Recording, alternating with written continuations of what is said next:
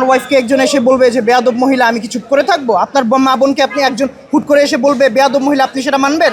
সে আমাকে এসে পার্সোনালি পোক করতেছে যে হ্যাঁ মহিলা মানুষ, তাই দেখা দিচ্ছি, দেখাতে পারতেছি না, মহিলা মানুষ সো হোয়াট, কি দেখাবে সে আমাকে? আরেকটা সিকিউরিটি এসে বলতেছে আপনি আসলে একটা বেয়াদব মহিলা, অসভ্য।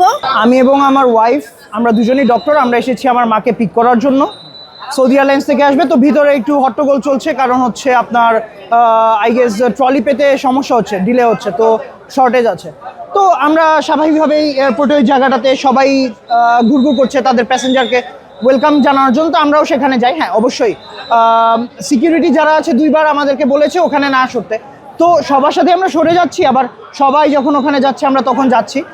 একটা সময়ে এসে আমার সাথে খারাপ ব্যবহার করা হচ্ছে। আমরা এমন না যে ওনাদের সাথে কোনো খারাপ ব্যবহার করি, ওনাদের এভাবেই বলি যে আপনাদের এটা ডিউটি, অবশ্যই আপনারা কষ্ট করছেন এটা। তো আমার ওয়াইফ কিছু বলায় একজন সিকিউরিটি আমার ওয়াইফকে এসে বলে, সে কি যেন বলছে তোমাকে, ফার্স্টে একজন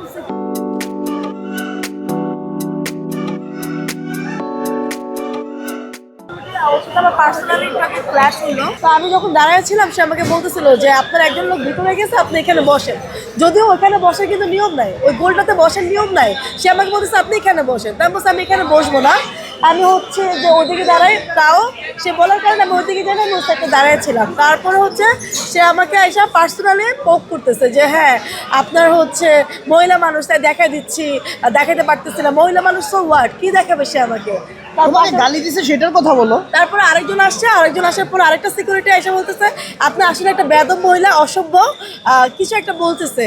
তো তখন ও তখন অবশ্যই আমি রিয়েক্ট করছি। আমার ওয়াইফকে একজন এসে বলবে যে বেয়াদব মহিলা, আমি কি চুপ করে থাকবো? আপনার মা বোনকে আপনি একজন হুট করে এসে বলবে বেয়াদব মহিলা, আপনি সেটা মানবেন? তখন আমি এমন না যে আমি তাকে বলছি লিগেল অ্যাকশন নিব, চলেন আপনার ঊর্ধ্বতন কর্মকর্তা কে আছে। আমি তো আমি জানি যে এখন আপাতত ম্যাজিস্ট্রেট আবু নওশাদ আছে, আমি তাকে ফেসবুকে দেখেছি, সে অনেক ভালো কাজ করছে। আমি পারলে আমি তার কাছে যে বিচার দিব, আমি জানি এটার বিচার আমি পাবো যদি আবু নওশাদের কাছে। যে সে আমাকে, তার রাইট কিভাবে হয় যে সে আমাকে একজন অসভ্য মহিলা। এয়ারপোর্ট একটা পাবলিক প্লেস, এখানে আমরা সবাই আসি একটা কাইন্ডা কাস্টমার কেয়ার পেতে। এটা একটা পাবলিক প্লেস, একটা সরকারি জায়গা। এখানে এসে আপনাকে সিকিউরিটি এসে গালিগালাজ করবে, দালালি করবে, এসব ভাই চলবে না।